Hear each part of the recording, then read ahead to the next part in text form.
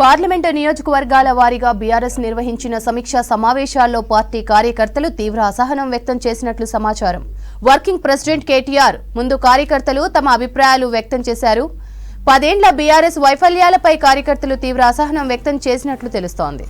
తమను 10 ఏళ్ల పాటు ఎవరిని కలిసే అవకాశం ఇవ్వలేదని, టీఆర్ఎస్ ను బీఆర్ఎస్ గా మార్చడం పెద్ద మైనస్ అయిందని అన్నారు. అధిష్టానం పెద్దలు పార్టీని పట్టించుకోలేదని, దళిత బంధు ఇతర బంధులు కొంప ముంచాయని చెప్పారు. దీనిపై మరిన్ని డీటెయిల్స్ శివారెడ్డి అందిస్తారు. శివారెడ్డి, సమీక్షా సమావేశాల్లో బీఆర్ఎస్ హైకమాండ్ ముందు కార్యకర్తల అభిప్రాయాలేంటి? పార్లమెంటు నియోజకవర్గాల వారీగా బీఆర్ఎస్ నిర్వహించిన సమీక్షా సమావేశాల్లో పార్టీ కార్యకర్తలు తీవ్ర అసహనం వ్యక్తం చేసినట్లు సమాచారం. వర్కింగ్ ప్రెసిడెంట్ కేటీఆర్ ముందు కార్యకర్తలు తమ అభిప్రాయాలు వ్యక్తం చేశారు. 10 ఏళ్ల బీఆర్ఎస్ వైఫల్యాలపై కార్యకర్తలు తీవ్ర అసహనం వ్యక్తం చేసినట్లు తెలుస్తోంది. తమను 10 ఏళ్ల పాటు ఎవరిని కలిసే అవకాశం ఇవ్వలేదని, టీఆర్ఎస్ ను బీఆర్ఎస్ గా మార్చడం పెద్ద మైనస్ అయిందని తెలిపారు. అధిష్టానం పెద్దలు పార్టీని పట్టించుకోలేదని, దళిత బంధు ఇతర బంధులు కొంప ముంచాయని అన్నారు. దీనిపై మరిన్ని డీటెయిల్స్ శివారెడ్డి అందిస్తారు. శివ, సమీక్షా సమావేశాల్లో బీఆర్ఎస్ హైకమాండ్ ముందు కార్యకర్తల అభిప్రాయాలేంటి?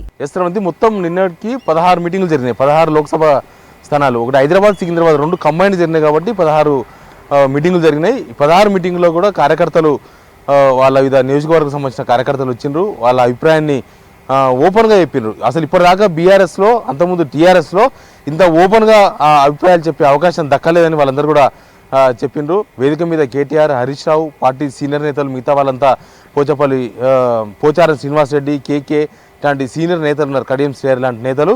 కానీ వాళ్ళు చెప్పదలుచుకునేది ఏంటో క్లియర్గా చెప్పిండ్రు. వాళ్ళు పార్లమెంటు యాక్చువల్గా ఆ పెట్టిన మీటింగ్లు అన్నీ కూడా లోక్సభ ఎలక్షన్స్కు సంబంధించిన ప్రిపరేషన్, దానికి సన్నాహక సమావేశాలు. కానీ అక్కడ జరిగిందంతా కూడా అసెంబ్లీ ఎలక్షన్స్లో ఎందుకు బీఆర్ఎస్ ఓడిపోయింది, ఎందుకు ప్రభుత్వం పోవాల్సి వచ్చింది, ఎందుకు వాళ్ళ ఎమ్మెల్యే ఓడిపోయినారు, ఎందుకు గ్రౌండ్లో ఇట్లాంటి సిచ్యువేషన్ ఫేస్ చేసిన కార్యకర్తలు, అసలు ఈ 10 సంవత్సరాల్లో ఏం జరిగింది అనే విషయాన్ని వాళ్ళు కుండబద్దలు కొట్టినట్టుగా చెప్పిండ్రు. మొత్తం కార్యకర్తలను, ఈ కాన్స్టిట్యున్సీ ఆ కాన్స్టిట్యున్సీ కాదు, అన్ని కాన్స్టిట్యున్సీలకు సంబంధించిన కార్యకర్తలంతా కూడా అధిష్టాన లోపాలను ఎత్తి చూపిండ్రు. పార్టీ ముఖ్య నేతలు వ్యవహారాన్ని వాళ్ళు ప్రశ్నించిండ్రు. అసలు ఈ 10 సంవత్సరాల్లో ఎవరినైనా కలిసే అవకాశం ఇచ్చిండ్రా, ఎవరికైనా తెలంగాణ భవన్కి, పార్టీ ఆఫీస్కు వచ్చి స్వేచ్ఛగా మాట్లాడే అవకాశం ఇచ్చిండ్రా? పోనీ ప్రగతి భవన్లో ఉన్నారు, ప్రగతి భవన్కు కనీసం పార్టీ కార్యకర్తలు స్వేచ్ఛగా వచ్చి ఒకరిని కలిసి ఒకరితో మాట్లాడే అవకాశం ఇచ్చిండ్రా? పోనీ నియోజకవర్గానికి పార్టీ ముఖ్య నేతలు హరీష్ రావు, కేటీఆర్ ఇట్లాంటి నేతలు పోయినప్పుడు వాళ్ళని కలిసి అక్కడ సిచ్యువేషన్ చెప్పే అవకాశం ఇచ్చిండ్రా? ఎలక్షన్స్లో అసలు కార్యకర్తలు పనిచేయాలా వద్దా, ఎందుకు పనిచేయాలి, అసలు కార్యకర్తలు కోరుకుంటున్నది ఏంది, జనం దగ్గర ఏముంది, జనం ఏమనుకుంటున్నారో తెలుసుకునే ప్రయత్నం చేసిండ్రా? ఇట్లా చాలా ఇష్యూస్ను కేటీఆర్ తర్వాత హరీష్ రావు ముందు కార్యకర్తలు ఉంచిండ్రు. చాలామంది అభిప్రాయం చెప్పని వాళ్ళు కూడా లేఖల ద్వారా వాళ్ళు పేపర్ మీద, వైట్ పేపర్ మీద వాళ్ళ అభిప్రాయాన్ని రాసి వాళ్ళ ఫోన్ నెంబరు, వాళ్ళు ఏ కాన్స్టిట్యున్సీ మొత్తం వివరాలను ఇచ్చిండ్రు. ఒక్కొక్క రోజు ఒక్కొక్క మీటింగ్కు 500-600 మంది సమావేశానికి వస్తే కనీసం ఒక 100 మంది మాట్లాడితే పొద్దు నుంచి ఇంకొక 100 మంది వాళ్ళ అభిప్రాయాన్ని పేపర్ ద్వారా ఇస్తే ఆ పేపర్లన్నీ కూడా ఎవ్రీ డే ప్రతిరోజు కంప్యూటరైజ్ చేసి కేసీఆర్కి, పార్టీ అధ్యక్షుడు కేసీఆర్కి పంపించిండ్రు. కేసీఆర్ ఆ లేఖలను చాలా వరకు చదివినట్లు చెప్తున్నారు. దానిలో ఆయనకు నచ్చిన అభిప్రాయం ఏదైతుందో వాళ్ళకి ఆ కార్యకర్తలకు ఫోన్ చేసి కేసీఆర్ స్వయంగా మాట్లాడినరు. నిజంగా అట్లాంటి సిచ్యువేషన్ ఉన్నదా, నిజంగా గుర్తించలేకపోయినామని. కానీ ఈ రివ్యూల తర్వాత ఒక 9 అంశాలను పార్టీ అధిష్టానం గుర్తించినట్టుగా ఒక ప్రెస్ నోట్ కూడా విడుదలైంది. పరిపాలన మీద దృష్టి పెట్టి పార్టీని పట్టించుకోలేదు. ఈ 10 సంవత్సరాల్లో ఎంతసేపటికి ప్రగతి భవన్ ఉండడం, తర్వాత ప్రగతి భవన్లో ఎవరిని కలవకుండా ఉండడం, ఎంతసేపటికి ఆ మీటింగులు ఈ మీటింగులు అని చెప్పడం తప్ప పార్టీ నిర్మాణం లేదు. పార్టీ గ్రామ స్థాయిలో అధ్యక్షులు లేరు, మండల స్థాయిలో అధ్యక్షులు లేరు, జిల్లా అధ్యక్షులు లేచినా జిల్లా అధ్యక్షులు అంతా ఎమ్మెల్యేలే, మళ్ళీ మొత్తం నియోజకవర్గాలకు సెంట్రిక్ ఎమ్మెల్యేలే, జిల్లాల ఇన్ఛార్జీలు ఎమ్మెల్యేలే. సేమ్ ఇక్కడ కేసీఆర్ ఎట్లా వివరించారో వాళ్ళ జిల్లాల్లో ఆ జిల్లా అధ్యక్షులు, నియోజకవర్గాలకు ఎమ్మెల్యేలు సేమ్ అట్లే వివరించారు. వాళ్ళు కూడా దగ్గర తీసుకోలేదు.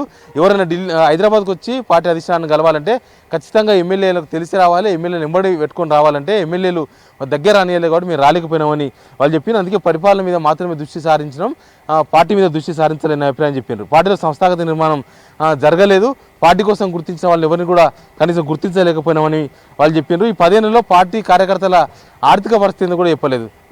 టీఆర్ఎస్ అధికారంలోకి వచ్చింది తెలంగాణ ఉద్యమంలో దాదాపు 2001 నుంచి పార్టీలో ఉన్న వాళ్ళు ఉన్నారు. వాళ్ళు సొంతంగా ఆస్తులు అమ్మి తెలంగాణ ఉద్యమం చేసిన వాళ్ళు ఉన్నారు, ఉద్యమంలో సర్వస్వం కోల్పోయిన వాళ్ళు ఉన్నారు. అట్లాంటి వాళ్ళు పార్టీలో ఉన్నా కనీసం వాళ్ళని గుర్తించలేదు. వాళ్ళు ఎట్లా బతుకుతున్నారు, వాళ్ళ జీవన పరిస్థితులు ఏంది, వాళ్ళ ఆర్థికంగా వాళ్ళ స్థితిగతులు ఏంది తెలుసుకునే ప్రయత్నం చేయలేదు.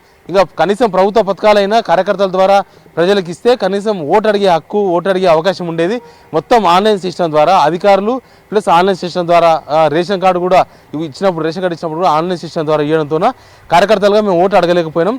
అసలు కార్యకర్తలకు పార్టీకి లింక్ తెగిపోయింది క్రింద గ్రౌండ్లో, అందుకే ఓట్లు అడగలేకపోయినాం. ఓటు అడిగే ముఖం మాకు దక్కలేదు అక్కడ అని చెప్పిండ్రు. ప్లస్ బంధువులు, అనేక బంధువులు, దళిత బంధుతో సహా మిగతా అనేక బంధువులు, బీసీ బంధు, మైనార్టీ బంధు, ఇట్లాంటి బంధువులు తీసుకొచ్చిండ్రు. ఈ బంధువులు అసలు క్షేత్రస్థాయిలో వాటి మీద ఉన్న ప్రజలకు ఉన్న అభిప్రాయం ఏంది, దాని మీద పాజిటివ్గా ఉన్నారా, జనం నెగిటివ్ ఉన్నారా అని తెలుసుకునే ప్రయత్నం చేయలేదు. ఈ బంధువులు కొంప ముంచినాయి. అసలు ఒక్కరికిచ్చి 100 మందిని ఆశ పెట్టిండ్రు. ఫస్ట్ నుంచి కూడా ప్రతి ఊర్లో దళిత బంధు ఒక్కరికి ఇస్తే దళిత బంధు రాని వాళ్ళు 100 మంది నెగిటివ్ అయ్యిండ్రు. బీసీ బంధు అప్లికేషన్స్ అందరితో తీసుకొని కొంతమంది మాత్రమే ఇవ్వడంతో వాళ్ళు నెగిటివ్ అయ్యిండ్రు. ప్లస్ రైతు బంధు 100 ఎకరాల నొక్కి ఇవ్వడంతో చిన్న సన్నకారు రైతులంతా కూడా వ్యతిరేకించారు. ఇట్లాంటి చాలా అభిప్రాయాలు ఉన్నాయి. కానీ పార్టీకి మేము చేరవేయలేకపోయినాం, మాకేం మమ్మల్ని అడగలేదు, మేము చెప్పలేదు, కాబట్టి ఇట్లాంటి సిచ్యువేషన్ వచ్చిందని చెప్పారు. ప్లస్ పార్టీ ముఖ్య నేతల వ్యవహారం పైన ఎక్కువ ఆగ్రహాన్ని వ్యక్తం చేశారు. పార్టీ ముఖ్య నేతలు అంటే కేటీఆర్, హరీష్ రావు ఇట్లాంటి నేతలు అసలు వీళ్ళు కేసీఆర్ బిజీగా ఉండడంతో ఆ బాధ్యతలు కేటీఆర్కి అప్పగించారు. కనీసం కేటీఆర్ అయినా అందరిని కలిసే అవకాశం ఉంటే కేటీఆర్ అసలు కలవలేదు. కేసీఆర్ కన్నా ఎక్కువ బిజీ అయిపోయారు. పార్టీ ఆఫీస్కి వస్తే కూడా కేసీఆర్ వచ్చినప్పుడు అంతకుముందు ఎట్లా ఉండేది పార్టీ ఆఫీసు, కేటీఆర్ వచ్చినప్పుడు కూడా సేమ్ పార్టీ ఆఫీసులు మొత్తం తాళాలు వేసుకొని గొల్లాలు పెట్టుకొని ఎవరు రానియకుండా పోలీస్ పర్మిషన్స్ ప్లస్ గన్మెన్స్, వాళ్ళ చుట్టూ ఉండే కోటరీ, ఇట్లాంటి వాళ్ళందరూ కూడా కలవకుండా చేసిండ్రు. అందుకే ఇట్లాంటి సిచ్యువేషన్ వచ్చిందని చెప్పిండ్రు. ఈ 10 సంవత్సరాలలో మొత్తం అధిష్టానం చేసిన తప్పులే చాలా వరకు పార్టీ ఓటమికి కారణమైనవి. వాళ్ళు మార్చుకోవాలి. ఎవరైనా ఒక కార్యకర్త వస్తే కనీసం కలిసి వారితో ఒక ఫోటో దిగినా సంతృప్తికరంగా వాళ్ళ ఊరికి పోయే అవకాశం ఉంటుంది. కానీ అట్లాంటి అవకాశం ఇవ్వలేదు. పార్టీలో కష్టపడిన వాళ్ళకి కాకుండా వేరే పార్టీ ఇచ్చిన వాళ్ళకి, వేరే పార్టీలో ఆల్రెడీ పదవులు అనుభవించి మళ్ళీ ఇప్పుడు అధికారంలోకి వచ్చినప్పుడు, ఈ పార్టీలోకి వచ్చినప్పుడు వాళ్ళకు మాత్రమే పదవులు దక్కినాయి, వాళ్ళకు మాత్రమే విలువ దక్కింది. కానీ పార్టీ నిర్మాణం కోసం కష్టపడే వాళ్ళకు విలువ లేకపోయినామని చెప్పారు. అయితే ఇవన్నీ కూడా పార్టీ గుర్తించింది. పార్టీ ఇదంతా మేము గుర్తించినట్లుగా చెప్పారు. కానీ దీని తర్వాత ఎట్లా వ్యవహరించబోతున్నారు, పార్టీ నిర్మాణం ఉంటుందా, పార్టీ నిర్మాణంలో ఎవరి పాత్ర ఏమి ఉంటుంది, అసలు గ్రామస్థాయి నుంచి పార్టీ నిర్మాణం చేయాల్సిన అవసరం ఉందని ఇప్పుడు గుర్తించినట్లుగా చెప్తున్నారు. మరి ఇప్పుడు ఎట్లా ఉండబోతుంది, ఇప్పుడు వాళ్ళందరికీ పదవులు దక్కుతాయా, పార్టీ పదవులు దక్కుతాయా, ఇంకేం చేస్తారు అనేది అయితే చూడాల్సి ఉంటుంది. సేమ్ టైం వీళ్ళు చెప్పిన చాలా అంశాలపైన అధిష్టానం ఒప్పుకున్నట్లుగా తప్పంతా కూడా బాధ్యత తనదే అని కూడా కేటీఆర్ ఒక ప్రెస్ నోట్ ఇచ్చారు మొన్న రీసెంట్గా. నిజంగానే ఇవన్నీ కూడా తప్పులు జరిగినాయి, ఈ తప్పులన్నిటికీ నాదే బాధ్యత, ఈ ఓటమికి కూడా నాదే బాధ్యత అని కేటీఆర్ ప్రకటించారు. కాబట్టి నెక్స్ట్ ఏం జరగబోతుంది, నెక్స్ట్ లోక్సభ ఎలక్షన్స్ ఉన్నాయి కాబట్టి ఒప్పుకున్నట్టుగా ప్రకటించుకున్నారా, లేకపోతే లోక్సభ ఎలక్షన్స్ తర్వాత కూడా పార్టీ నిర్మాణం పైన, లేకపోతే పార్టీలో అసంతృప్తిగా ఉన్న క్యాడర్ పైన, లేకపోతే పార్టీ నిర్మాణంలో వాళ్ళందరూ భాగస్వామ్యం చేస్తారా, వాళ్ళంతా తీవ్రంగా అసంతృప్తితో ఉన్నారు కాబట్టి పార్టీలో సిస్టమ్ మారుస్తారా, ఎమ్మెల్యేలో లేకపోతే నియోజకవర్గ ఇన్ఛార్జీలే మొత్తం బాధ్యత, వాళ్ళే సుప్రీం అంటే వాళ్ళు ఒక రకంగా వ్యవహరిస్తున్నారు. ఎవరిని దగ్గర రాణిస్తలేరు, ఎవరిని హైదరాబాద్ దాకా రాణిస్తలేరు, పార్టీ హైకమాండ్ గెలవనిస్తలేరు. ఇట్లాంటి చాలా లోపాలు, పార్టీ నిర్మాణంలో లోపాలు ఉన్నాయి. పార్టీ ప్రభుత్వంలో ఉన్నప్పుడు పార్టీని పట్టించుకోవడం చాలా విషయాలను అయితే చెప్పారు. ఒక బీఆర్ఎస్ను టీఆర్ఎస్గా మార్చాలని కూడా చాలామంది అభిప్రాయపడ్డారు. బహుశా ఇది కూడా కేసీఆర్కి చేరవేసిండ్రు. చాలామంది వాళ్ళ అభిప్రాయాలను పేపర్ మీద పంపించినప్పుడు వాళ్ళు కూడా బీఆర్ఎస్ను టీఆర్ఎస్గా మార్చాలి, లేకపోతే నెక్స్ట్ లోక్సభ ఎలక్షన్స్లోనూ నెక్స్ట్ వచ్చే ఎలక్షన్స్లో తీవ్ర ప్రభావం ఉంటుంది. తెలంగాణ అనే ఆత్మ పార్టీలో లేకపోతే బీఆర్ఎస్గా మనుగడ సాధించిన కష్టమైందన్న అభిప్రాయాన్ని కూడా చేరవేసిండ్రు. కేసీఆర్ దానిపైన త్వరలో నిర్ణయం తీసుకోబోతున్నట్లుగా చెప్తున్నారు. ఎనీవే ఈ లోక్సభ ఎలక్షన్స్, లోక్సభ నియోజకవర్గ రివ్యూతో కొంత ఫీడ్బ్యాక్ అయితే పార్టీ అధిష్టానానికి వచ్చింది. నెక్స్ట్ పార్టీ అధిష్టానం ఎట్లా వ్యవహరించబోతుందో చూడాల్సి ఉంటుంది. శ్రవంతి.